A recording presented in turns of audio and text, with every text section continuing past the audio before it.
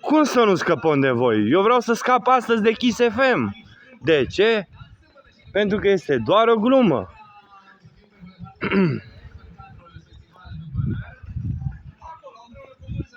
Distracția începe în fiecare seară. Dar să nu uităm că în jurul nostru avem de toate. Sunt în parc unde trebuie, la vest, și distracția începe de-abia seara. Deoarece oamenii adevărați își închid restaurantele, terasele. Sărmâna, o zi bună.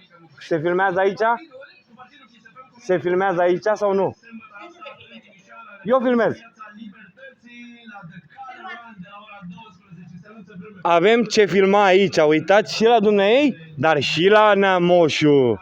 Avem ce filma și la Căbănuța 19, dar și la Căbănuța la Moșu. Adică, hai să gândim să fim mai optimiști de la români. În România avem ce filma. În afară de asta, vreau să zic tuturor oamenilor din jur o seară liniștită și frumoasă. Deoarece toți avem nevoie de o seară liniștită. O hamsie, bineînțeles.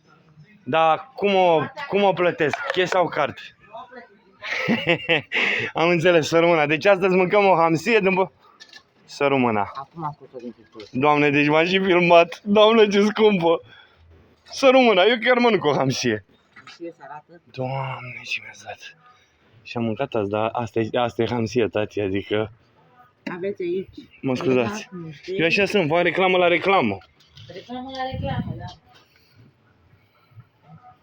Deci uitați, doamnelor și domnilor, România e mai frumoasă decât credem noi, trebuie doar să deschidem ochii. Lămâie. Oh. Mă scuzați că o să șterg eu. Aveți acolo să ducem, nu-i problemă. Da, eu șterg.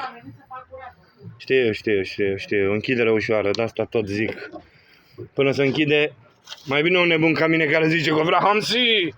Dar primește, că avem hamsi aici de sus, ia uitați cum arată. Genial, și eu astăzi mănânc. Pe bune. Să rămână, doamnă, Dumnezeu să vă binecuvinteze, să vă dea mai mult. Sunt cu frații mei și trebuie să împart cu ei. Mulțumesc din suflet pentru o seară frumoasă și filmăm în continuare în acest parc minunat, fiindcă ăsta e realitatea. Până să ajung la frații mei trebuie să filmez mai mult. Dar trebuie să las eu ceva pe măsuță. Fiindcă în România, dragii mei, vă arăt eu că dacă are cineva de hamsi de aici aia, dar nu se fură. Vă zic că, dragi oameni buni, cel puțin în par la vezi nu se fură. Pe bune. Știu adevărul. Așa.